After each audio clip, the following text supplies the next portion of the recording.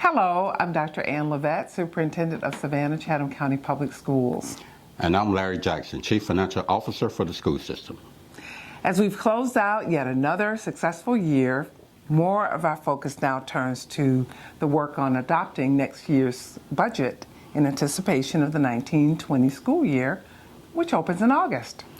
While we have been working on the budget process for many months, June is the key time of the year for school districts as the next year's budget must be in place before July 1st.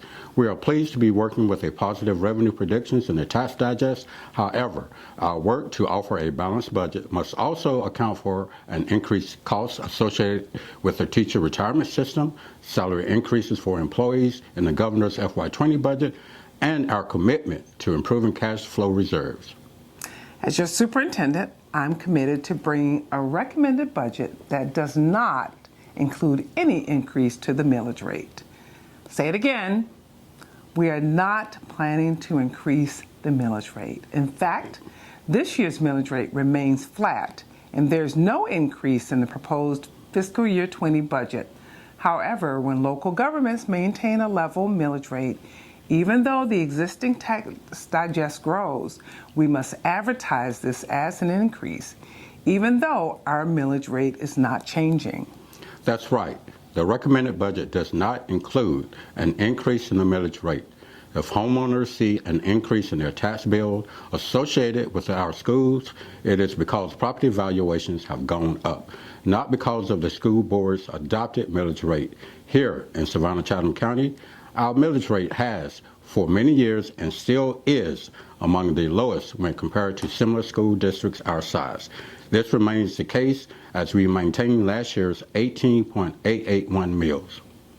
So I'm pleased to present a budget that represents a thoughtful approach to cost control, expenditure reductions, and an improved fund balance for the district. This budget also supports our work to focus resources on the classroom, support pay increases for all teachers, including those not funded by the state budget, and all classified staff, which also includes those not funded by the state budget. We're also committed to retaining and recruiting a premier workforce through our local compensation plan. All this while honoring our pledge to be good stewards of our resources and improve our cash reserves. These actions support a healthy financial position and in many ways ultimately saves taxpayer dollars.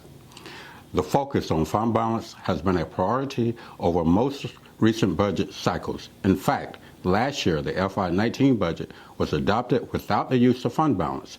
This was the first time in 16 years that the budget was balanced without using fund balance. It is the intent of the administration to continue using this approach. Having a healthy fund balance is a critical component of school finance, cash flow, and positive bond ratings. In providing a balanced FY20 budget, we once again will not rely on the use of fund balance, and our work over the past 6 months has allowed us to enter this budget with a positive revenue prediction, which will bolster our commitment to cash reserves. So our progress begins with a sound plan that is properly funded to support our work in the classroom. As a district that covers 426 square miles in Chatham County, serves close to 38,000 students, and employs almost 5,800 people, we have a huge footprint.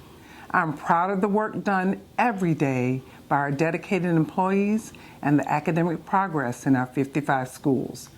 Our students are graduating with marketable work and life skills and are going off to some of the most prestigious colleges and universities in the nation and also serving in the military. The services offered to our students and families play a vital role in our communities. We will continue to provide high-quality educational offerings so our families can fully enjoy the public school advantage in a manner that ensures the productive futures of our youth. Our budget plan represents this work. We thank you for your continued support.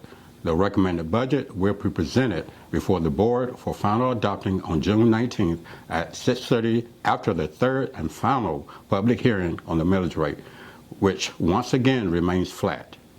I welcome you to join us at any of our board meetings or to learn more about our school system by visiting us online or following us on social media.